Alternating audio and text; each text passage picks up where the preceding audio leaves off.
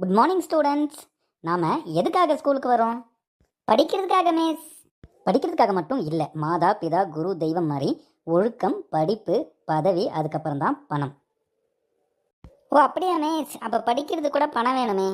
பணம் இல்லைன்னா என்ன, அரசாங்க பள்ளியிலேயே படிக்கலாம். அரசாங்க பள்ளியில் காலை உணவு, மதிய உணவு, school bag, books, note, colour pencil, geometry box, shoes, slippers, rain coat, ஸ்காலர்ஷிப்னு எல்லாமே கொடுத்து படிக்க வைக்கிறாங்க. நீ வந்தால் மட்டும் போதும் அப்படின்னு சொல்கிறாங்க. நம்ம எங்கே படிக்கிறோம்ன்றது முக்கியம் கிடையாது. நம்ம எங்கே படித்தாலும் ஒழுக்கத்தோடு படிக்கணும். அப்படி படித்தாலே பதவின்றது தன்னாலே கிடச்சிரும். பதவி கிடைச்சாலே பணம் கிடைச்ச மாதிரி தான். சரி, அடுத்து நாம் எப்படி படிக்கணும் அப்படின்றதுக்கு ஒரு சின்ன கதை மூலமாக சொல்கிறேன். ஐ கதையா? சொல்லுங்க மிஸ். ஒரு ஊரில் 2 மர வெட்டியர்கள் இருந்தாங்க. ஒருத்தன் ரெஸ்ட் எடுக்காமல் தொடர்ந்து மரம் வெட்டிகிட்டே இருந்தான். அவனால் அப்படி வெட்டும்போது ஒரு நாளைக்கு 10 மரங்கள் தான் வெட்ட முடிந்தது. இன்னொருத்தன் 1 மணி நேரம் மரம் வெட்டுவான், 1 மணி நேரம் ரெஸ்ட் எடுப்பான். அப்படி வெட்டும்போது அவனால் ஒரு நாளைக்கு 20 மரங்கள் வெட்ட முடிந்தது. அது எப்படி மிஸ் சாத்தியம்? சாத்தியம்தான். இவன் 1 மணி நேரம் மரம் வெட்டுவான், 1 மணி நேரம் ரெஸ்ட் எடுக்கிற டைமில் கோடாலியை நல்லா தீட்டிக் கொள்வான். இவன் தொடர்ந்து ஒரே வேலையாக செய்கிறனால சோர்வடைஞ்சிருவான், வேலையில் மந்தம் ஏற்படும்.